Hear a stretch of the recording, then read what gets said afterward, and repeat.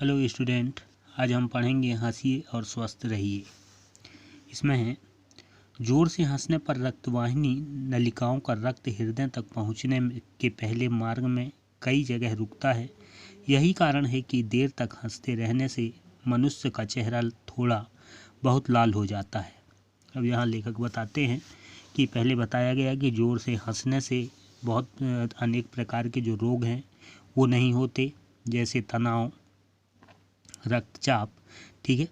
अब जोर से हंसने से जब व्यक्ति जोर से हंसता है तो जो रक्तवाहिनियां हैं उन नलियों में जो हृदय तक रक्त पहुंचता है वो मार्ग में कई जगह रुकते हैं, और यही कारण है कि हंसते रहने से चेहरा थोड़ा बहुत लाल हो जाता है।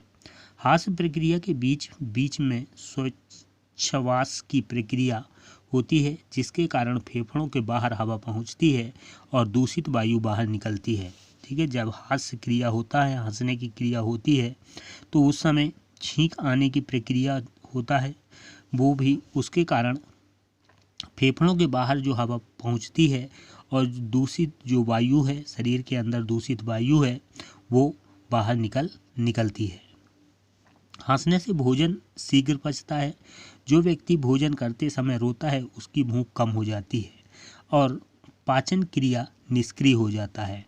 विभिन्न अनुसंधानों के बाद वैज्ञानिकों ने निष्कर्ष निकाला है कि हंसने से मस्तिष्क को उत्प्रेरणा मिलती है।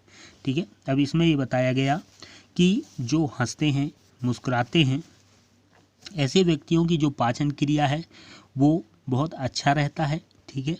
और जो व्यक्ति खाते समय रोता है वो उसको भूख कम लगती है और पाचन क्रिया उसका जो है निष्क्रिय हो जाता है, पाचन क्रिया सही नहीं होता। विभिन्न अनुसंधानों के बाद वैज्ञानिकों ने निष्कर्ष निकाला है कि हंसने की जो प्रक्रिया है इसको वैज्ञानिकों ने विभिन्न शोध किए, खोज किया। ठीक है। जो अनुसंधान कार्य किए इस पर, और इसके बाद उनने निष्कर्ष निकाला कि हंसने से मस्तिष्क को उत्प्रेरणा मिलती है। जो हंसने की प्रक्रिया है उससे जो मस्तिष्क को उत्प्रेरणा मिलती है। प्रतिदिन 4-5 किलोमीटर दौड़ने से जो व्यायाम होता है और उससे जो शारीरिक क्षमता बढ़ती है उतनी ही हंसी से बढ़ती है। हंसने से स्नायु का स्वतः व्यायाम करने का अवसर मिलता है, जिससे शरीर व मानसिक तनाव दूर हो जाता है। लेखक यहाँ बताते हैं कि जो व्यक्ति प्रतिदिन व्यायाम करते हैं और जो दौड़ने की क्रिया है, यहाँ बताया जाता है कि 4 से 5 किलोमीटर दौड़ने का जो व्यायाम है और शरीर को उससे जितनी क्षमता बढ़ती है उतनी ही हंसी से बढ़ती है। ठीक है। अगर कोई व्यक्ति 4 से 5 किलोमीटर दौड़ता है और वो शरीर में क्षमता प्राप्त करता है, उतनी ही क्षमता हंसने से भी बढ़ती है। हंसने से स्नायु का स्वतः व्यायाम करने का अवसर मिलता है। जो हमारे शरीर के अंदर हैं, जो नसें हैं, ठीक है, छोटे छोटे स्नायु हैं, हंसने से वो स्वतः व्यायाम करते हैं, खींचते हैं, जिससे शरीर व मानसिक तनाव दूर होता है, और इस प्रक्रिया से जो शरीर है और जो मानसिक तनाव है वो दूर होता है। हंसी के लाभ को नए सिरे से महत्व देने में भारतीय डॉक्टर मदन कटारिया का नाम भी उल्लेखनीय है। मुंबई के डॉक्टर कटारिया ने 3 वर्ष पूर्व अपने 4 मित्रों के सहयोग से हंसोड़ क्लब बनाया था।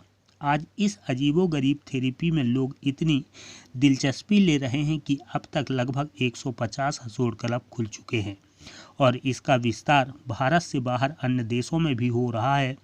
फ्रांस और जर्मनी के लोग भी हंसोड़ क्लब बनाने की राह पर हैं। पिछले दिनों स्विट्जरलैंड और अमेरिका के 2 सम्मेलनों में डॉक्टर कटारिया के प्रयास को खूब सराहा गया। ठीक है। अब जो हंसने की क्रिया है इस पर अधिक महत्व दिया गया, इसको नए सिरे से महत्व देने लगे। भारत के हैं ये डॉक्टर मदन कटारिया। ठीक है। इनका नाम उल्लेखनीय है। मुंबई के ये डॉक्टर हैं। ठीक है। ये 3 वर्ष पूर्व अपने 4 मित्रों के सहयोग से एक हंसोड़ क्लब, हंसने के लिए एक क्लब की स्थापना की, और इस अजीबोगरीब थेरेपी, इसको पहले अजीबोगरीब थेरेपी माना जाता था, परंतु आज ये वर्तमान में थेरेपी का रूप ले लिया है और लोग इसमें बहुत अधिक दिलचस्पी ले रहे हैं। और वर्तमान में ये बताया जा रहा है कि लगभग 150 हंसोड़ क्लब खुल चुके हैं। ये भारत ही नहीं, इसका विस्तार भारत के बाहर जो अन्य देश हैं, ठीक है, भारत के अलावा जो देश हैं जैसे फ्रांस और जर्मनी में भी हथौड़ क्लब बनाने की राह पर हैं, वो भी ये क्लब बनाने की सोच रहे हैं। और पिछले दिनों कुछ दिनों पहले स्विट्जरलैंड और अमेरिका में 2 सम्मेलन हुए। हथौड़ क्लब का जो सम्मेलन हुआ, इस सम्मेलन में डॉक्टर कटारिया के प्रयास को खूब सराहा गया। अर्थात दुनिया में, विश्व में स्विट्जरलैंड और अमेरिका जैसे देशों में जो डॉक्टर कटारिया के प्रयास हैं हथौड़ क्लब स्थापित करने के लिए, इनकी खूब प्रशंसा की गई, खूब सराहा गया। ओके।